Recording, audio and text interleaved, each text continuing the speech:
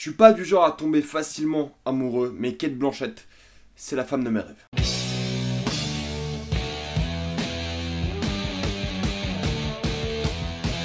Ocean's 8. Comme d'habitude, il n'y aura pas de spoiler jusqu'à la minute indiquée dans le titre, donc jusque là vous êtes tranquille, ensuite on va spoiler. Je déteste cette mode des remakes slash suites slash reboot avec des personnages féminins, parce que ça viendra jamais d'un endroit qui est fait par amour, ça sera juste forcé, inintéressant et juste pour faire du pognon. T'as juste l'impression qu'ils se sont dit on va se faire du pognon sur la démographie féminine, on va faire les mêmes films comme Ghostbusters mais avec des femmes. Et c'est le cas d'Ocean's 8, c'est clairement le cas, mais ça veut pas dire que c'est forcément une sombre merde. Donc c'est après les événements de la trilogie Ocean's, même si on en parle très peu sauf les quelques énormes références au Danny Ocean, donc le frère du personnage principal de Ocean's 8, qui est interprété par Sandra Bullock. Et c'est l'histoire de Sandra Bullock qui sort de prison, qui doit se retrouver un crew et faire un gros braquage sur un diamant. Et ce qui est marquant dès le début, c'est que les actrices sont de une très bonnes dans le film, elles ont l'air de s'amuser, et elles se donnent vraiment à fond. Entre Sandra Bullock, Cate Blanchett qui est phénoménale, enfin je l'aime, c'est comme ça, je peux rien y faire. Anna Hathaway qui vole complètement le show, Rihanna qui est plutôt ok et qui est pas du tout désagréable, tous les acteurs sont plutôt bons. Ok, c'est encore une fois un film vraiment sans risque, où il faut vraiment avoir toutes les démographies de femmes dans le crew principal, mais c'est pas mal, ça joue plutôt bien. C'est marrant parce que du coup les démographies les moins représentées, donc l'asiatique et l'indienne, ont aussi le rôle le moins important dans le film. Voilà, détail. Non, mais Sandra Bullock, Cate Blanchett, Anna Hathaway, elles volent complètement le show. Même Helena Bonham Carter, je la trouve vraiment bien. Et elles ont une vraie alchimie. Et je trouve que ça rend bien à l'écran, quoi. Elles ont l'air de s'amuser. J'adore voir des acteurs avoir l'air de s'amuser. Tout en restant sérieux, ils font pas souvent des blagues. Et les blagues qu'ils font en général... Ah, ça fait un peu tâche entre les moments où ils se foutent de la gueule du fait d'avoir que un crew féminin en se moquant du fait d'avoir que un crew masculin, plus ou moins c'est ce qu'ils font. C'était un petit tacle inoffensif et qui marchait bien, sauf qu'à un moment ils ont dérapé sur on n'a pas besoin d'hommes. Qui est toujours un peu gênant dans ce genre de film de pousser cette idée féministe, mais bon, c'est pas... C'est arrivé qu'une fois dans le film, ça va, quoi. C'est pas un film genre Woman Power, quoi, c'est... Pas du tout, et ça fait plaisir. Ça fait plaisir parce que quand ils forcent cette idéologie Woman Power, ça, en fait, ça gâche le film parce qu'ils savent pas l'intégrer comme il faut dans les personnages, dans l'histoire et dans le contexte, et là, c'est pas du tout le cas. Et du coup, la saga Ocean's est une saga de braquage, c'est la tension, l'excitation de faire un braquage et la manière dont on set up un braquage, on fait le plan et on y va, on braque. Et il faut dire que c'est là que le film m'a perdu un peu. Tout le setup, tout le plan du braquage, il est fait d'une manière très très monotone, dans le sens où c'est juste une section d'événements sans rythme et qui arrive en présentant les différents personnages, en présentant le plan, et le plan est pas si futé que ça et pas si incroyable que ça. Certes, les plans les plus faciles sont souvent les plus efficaces, mais là, créativement, c'est pas très intéressant. Il y a rien qui crée de la tension, qui crée un chrono, il y a rien de vraiment excitant qui se passe dans ce film. Et quand le braquage arrive, tu te dis, bah putain, ça va être excitant et rien d'attention, et pas du tout. C'est un braquage où il n'y a pas de stress, c'est genre, enfin, il y en a aucun moment, et j'ai trouvé ça un peu dommage. J'en parlerai avec spoiler juste après, mais je me suis senti un peu, genre, déçu, en fait. T'as quand même 45 minutes, 1 heure où il parle du braquage, ensuite il y a le braquage, et t'es en mode... Ok, tout ça pour ça. D'accord, bah très bien.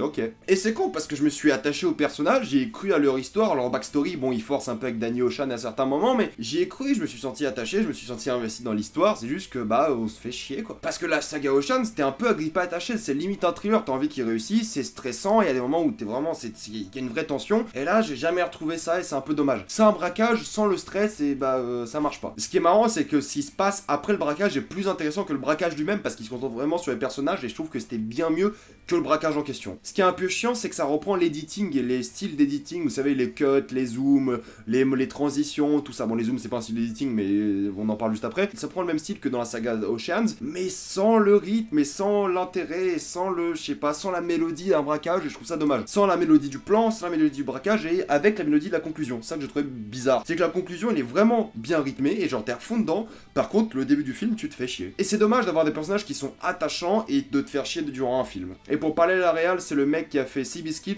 avec Tobey Maguire et le premier Hunger Games, et il a aussi écrit ces 3 films, dont Ocean's 8, et c'est dans le même style que la saga Ocean, c'est limite copier-coller un peu avec les nombreux zooms, avec ces plans qui montrent toute une pièce, ces travelling, ces trucs. Bon, c'est efficace, mais c'est rien de spectaculaire. À aucun moment je me suis dit, oh, ça c'est du génie. Bon, bah c'est efficace, c'est ce qui compte, hein, je suppose. C'est juste le niveau du rythme qui plombe pour moi le film. C'est vraiment le gros problème. Ce qui m'a un peu plombé le délire aussi, c'est la musique, parce que c'est clairement une musique d'ascenseur. C'est la musique que vous entendez dans les ascenseurs. Enfin, pas en France, parce qu'il n'y a jamais de musique en France dans les ascenseurs, ou alors je vais pas dans un endroit où il y a de la musique dans les ascenseurs, mais c'est une musique d'ascenseur et je trouve ça vraiment dommage. Il y a un seul moment où je me suis dit, oh putain, c'est une bonne utilisation de la musique parce que c'est ça retourne un peu la scène, et je vous en parler juste après en spoiler. Du coup, quoi dire de Ocean's 8? C'est un moment plutôt agréable, j'ai envie de dire.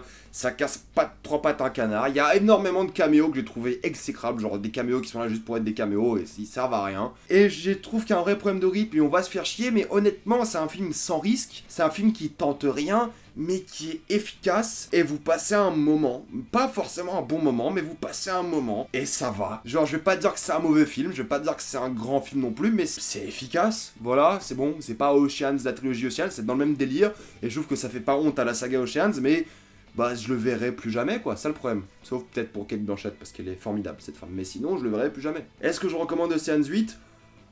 Si vous êtes fan de la saga, peut-être. Si vous voulez voir un film plus ou moins divertissant avec votre copine, pourquoi pas, mais sinon... bof, quoi. C'est oubliable, c'est dommage, c'est oubliable, parce que j'adore Cate Blanchett, et c'est dommage. C'est dommage. Tout ça pour dire que maintenant je vais spoiler, donc si vous n'avez pas vu le film, allez-vous-en, et si vous en foutez, comme je pense beaucoup de monde, vous pouvez écouter le spoiler, on va dès maintenant spoiler.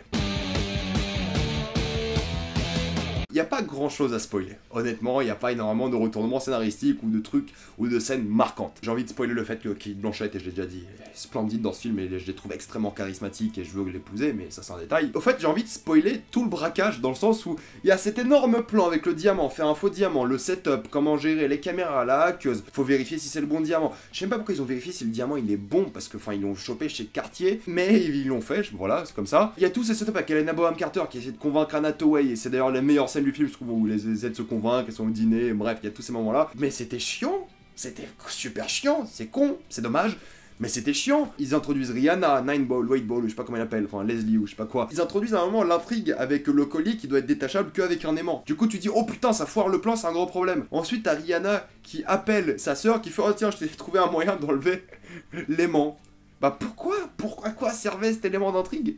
À quoi servait cet élément d'intrigue? Ça ne servait à rien. Tous les caméos là entre Heidi Klum, ça servait à rien. Olivia Munn, enfin Kardashian, je crois, enfin il y a tellement de caméos qui servaient à rien. Pourquoi faire? Pourquoi faire? Donner du réalisme au gars-là? N'importe quoi, c'est juste pour voir des personnages féminins, des actrices féminines un peu dans le délire, sinon ça servait à rien. Tout intrigué avec Richard Armitage, le mec qui joue Thorin Oakenshield dans le Hobbit et qui joue d'ailleurs une voix dans Castlevania, vous le savez maintenant. J'ai aimé sa backstory, le mec qui a un peu trompé sa femme, et c'est le seul moment musical que j'ai aimé. Tromper sa femme, pas littéralement, mais il a arnaqué. C'est le seul moment musical que j'ai aimé dans le film, c'est ce moment où il y a la musique et l'arnaque de Richard Armitage, Claude, je sais pas quoi, Baker, et le moment où lui se fait arnaquer. C'est la même musique et je trouvais ça intéressant. C'est pas grandiose, mais c'est voilà, c'est un moment sympa. Ce qui est fou, c'est que le braquage se passe parfaitement bien. Alors, faut m'expliquer dans quel monde un film est excitant quand tout se passe bien, mais le braquage se passe parfaitement bien. À tout moment, je m'attendais à une couille, je m'attendais à un bordel, à une merde qui fasse tout foirer, où il se passe un truc où ça rajoute de la tension. Non, le braquage se passe excellemment bien. Très bien. Il y a un problème. Il y a un problème dans un film de braquage que tout se passe bien. Genre, il est où le stress, il est où la tension? Non, ça se passe bien, c'est tout. Ça se passe bien. Enfin, je sais pas. Ça choque que moi que tout se passe bien, qu'il n'y ait aucun moment de stress dans le film. Dans un film de braquage, le truc le plus stressant au monde, un braquage, tout se passe bien. Bon, bah voilà, c'est... Je sais pas, bon, bah voilà, c'est comme ça se passe bien. Il y a un moment où ça stresse. Un seul moment. C'est quand le mec de la sécu, l'ancien agent fédéral du Mossad, c'est toujours un gars du Mossad. Putain, l'armée israélienne, elle fait si peur que ça, genre. Bref, l'agent du Mossad qui va... Enfin, je sais pas si c'est l'agent du Mossad, mais on s'en bat les couilles, qui va vers les toilettes de la cuisine et tu dis, oh putain, c'est stressant, il va y aller, il va la voir. Et non, ça, il s'en débarrasse très vite. C'est le seul moment de stress, plus ou moins, du braquage. Voilà. Mais c'était bien orchestré, du coup, je suis même pas déçu, limite. Juste, je me dis, enfin, il se passe rien, quoi. Il se passe rien, je sais pas comment réagir à rien. C'est bien mis en scène, c'est bien foutu, le plan est cohérent. C'est peut-être un peu facile, il y a peut-être quelques facilités du style, genre, où est-ce qu'ils ont trouvé leur robe après. Bon, voilà, pourquoi pas, mais sinon, ouais, enfin... Ouais, je sais pas. Il y a plein de petits trucs comme ça, je me suis dit pendant le film, mais que j'arrive pas à me rappeler maintenant, mais je me suis dit, ouais, c'est vachement facile comme idée de scénario, et vachement facile pour le musée le plus sécurisé au monde, mais bon, passons-y au-delà. Pourquoi pas. Ce qui est marrant, c'est que la conclusion du braquage avec James Corden, je crois, c'est bien lui qui joue l'inspecteur de l'assurance, j'ai trouvé ça bien. Je trouve ça bien fait, je trouve qu'il a rajouté du vrai rythme au film, et je trouve qu'il a un vrai talent d'acteur, je l'avais vu dans Doctor Who, mais il a son talk show et tout, et je trouve qu'il a bien joué, il a remis du rythme dans le film, et je l'ai trouvé cool, et je trouvais l'intrigue avec les différentes scènes où il interroge plein de monde vraiment sympa, et tu sentais le background entre lui et Ocean's, enfin, c'était cool, c'était bien, c'était divertissant, il y avait une bonne musique, pas une musique d'ascenseur, et tu sentais le délire, quoi, tu sentais l'intrigue qui avançait, sauf que c'est un quart du film, même pas, je crois, même pas, donc c'est décevant. Tout ça pour dire que j'ai plus ou moins envie d'une suite, dans le sens où je me dis, oh maintenant que vous avez tous ces personnages qu'on connaît, faites un gros braquage. Faites un braquage où il y aura du stress, du suspense, où on va y croire. Faites-le, et moi je risque de bien kiffer Ocean's 9 et 10, parce qu'ils sont pas cons, ils veulent en faire une trilogie. Et vu que c'est le meilleur démarrage aux États-Unis de la saga Ocean's, bah allez-y. Donc je suis pas contre l'idée d'en refaire un nouveau, je suis juste contre l'idée de le faire aussi plat et monotone et inintéressant et pas excitant. Voilà, c'était mon spoil de Ocean's 8, parce qu'il n'y a rien d'autre à spoiler, mis à part que j'ai passé un moment correct, et que je suis juste un peu déçu pour en avoir vu plus et de manière plus stressante. Voilà. Et oui, aussi que Cate Blanchett, c'est ma femme. Voilà. Je l'aime. Avez-vous vu Ocean's 8? Si oui, mettez-moi ça dans les commentaires. Avez-vous adoré? Avez-vous détesté? Êtes-vous un peu indifférent comme moi? Oui, non, dans les commentaires. Comme d'habitude, suivez-moi sur Instagram, sur Facebook, sur Twitter, abonnez-vous à la chaîne pour plus de vidéos. Et moi, je vous dis à la prochaine fois. Salut à tous!